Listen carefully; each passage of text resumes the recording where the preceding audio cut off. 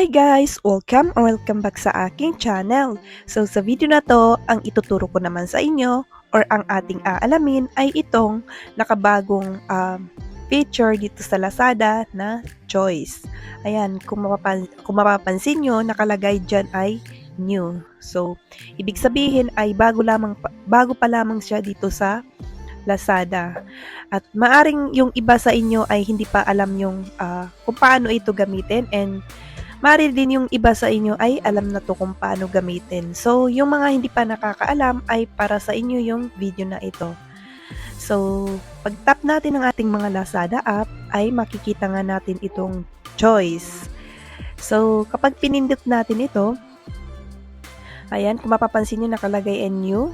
Ayan, so pag pinindot nyo ay dito sa may bandang ibaba, makikita niyang tatlong magkakatabi. Yung isa nakalagay ay recommended at yung isa naman ay any 3 for 99, and then yung katabi naman yan is weekly price drop. Ayan.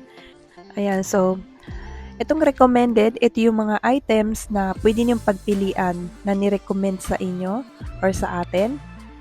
So for example, meron na kayong napiling item. For example, ito yung napili mo. And then, i-click mo lang yung picture na yon. And then, i-click mo lang tong add to my pics. Okay? Ayan. Click mo lang tong add to my pics. And then, mapupunta na yun sa cart mo. Okay? Yan. So, kung mapapansin nyo, ayan, nakalagay checkout 1. So, kailangan to maging 3 para free shipping. Okay? Kasi kapag isa lang, hindi siya free shipping. Kung makikita nyo dyan sa taas, nakalagay buy 3 for free shipping. So, kailangan 3 items yung mabili nyo, and then, automatic na free shipping na yan.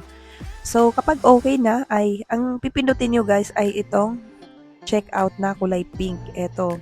Huwag kayo dun mag-checkout sa natural or normal na cart nyo kasi hindi siya magiging free shipping. Dito lamang sa checkout na to, dito sa my choice. Ayan, okay. So, dito nyo siya i-check out para free shipping. Ayan. So, kung ayaw nyo naman dyan sa may recommended, ay pwede nyo rin itong pindutin itong any 3 for 99. Ayan. So, pagka-pindot nyo nga ay lalabas na yung items na nagkakahalaga ng 30 plus lang. Ayan. Mapapansin nyo, halos lahat yan ay 33 pesos lamang siya. And kapag 3 pieces yung binili nyo dyan is only 99 pesos and free shipping na din siya, okay? And then, pag chineck out nyo ay ganun pa rin guys. Ito pa rin yung pipindutin nyo, yung checkout na kulay pink, okay? So, yun.